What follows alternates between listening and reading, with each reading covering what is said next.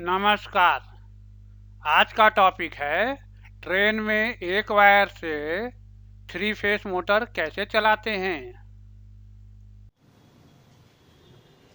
ये AC supply है जो सब स्टेशन से आती है। ये वायर आता है, न्यूट्रल वायर नहीं आता, खाली लाइन वायर आता है। और ये इलेक्ट्रिक इंजन है, उसमें ये पहिए लगे हैं। और जो हरे रंग का हमने दिखाया है ये पटरी है। अब पटरी थोड़ी थोड़ी दूर पर ग्राउंड होती है, अर्थ से कनेक्शन होती है, तो लाइन इधर से मिलती है और जो न्यूट्रल है वो पटरी और अर्थ मिला के बनता है। इस इंजन में एक अंदर ट्रांसफार्मर होता है, स्टेप डाउन ट्रांसफार्मर। आपने देखा होगा जो इलेक्ट्रिकल इंजन होते हैं उसके ऊपर ऐसे मुड़ा मुड़ा लगा रहता है जो चलता है इंजन के साथ, इसको बोलते हैं पेंटोग्राफ।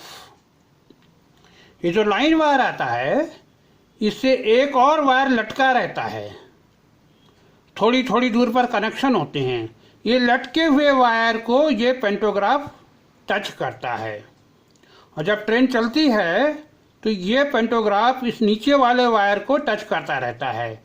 और ये नीचे वाला वायर बीच बीच में टूटे होते हैं, कंटिन्यूस नहीं होते ये। तो करंट कैसे फ्लो होती है? ये लाइन वायर से, उसके बाद ये हैंगिंग वायर से, उसके बाद ये पेंटोग्राफ से, फिर ट्रांसफार्मर की प्राइमरी से, फिर पहिए से और फिर पटरी से। पटरी अर्थ के पैरेलल में ही होती है, तो करंट ऐसे फ्लो हुई।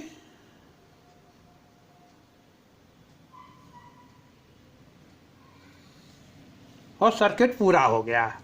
यहाँ सेकेंडरी में हमको सिंगल फेज सप्लाई मिल जाती है। अब ये ट्रांसफार्मर की सेकेंडरी है। ये एक रेक्टिफायर है जो एसी को डीसी में बदलता है। आजकल इसको आईजीबीटी से बनाते हैं और ये ऐसा होता है कि यहाँ पर हमें यूनिटी पावर फैक्टर मिले। तो ये एसी डीसी में बदल गई, ये कैपेसिटर लगा है, यहाँ पर हमें डीसी सप्लाई मिल गई। अब ये एक इन्वर्टर है, थ्री फेज इन्वर्टर। ये भी आईजीबीटी से बनता है। इस इन्वर्टर की मदद से हम डीसी सप्लाई को थ्री फेज सप्लाई में बदल देते हैं और ये थ्री फेज सप्लाई में हम मोटर लगा देते हैं। ये जो इन्वर्टर है उसका आउटपुट है, उसका वोल्टेज और फ्रीक्वेंसी दोनों कंट्रोल होती है। इस मोटर की स्पीड चेंज करने के लिए हम फ्रीक्वेंसी इसकी चेंज करते हैं, आउटपुट की। और एक मोटर नहीं होती, कई मोटरें होती हैं। तो इस तरह से हमारा जो सिंगल वायर था वो थ्री फेज सप्लाई में बदल जाता है और हम थ्री फेज मोटर चला सकते हैं। इस थ्री फेज मोटर से पहिए लगे होते हैं जिससे ट्रेन चलती है। एक चीज़ और बताऊं आपको कि जो ट्रेन में होता है वो ऐसे ऐसे सिस्टम दो होते हैं जिससे अगर एक खराब हो जाए तो रास्ते में ट्रेन रुके नहीं, फिर भी चलती रहे। अब आज यहीं समाप्त करते हैं।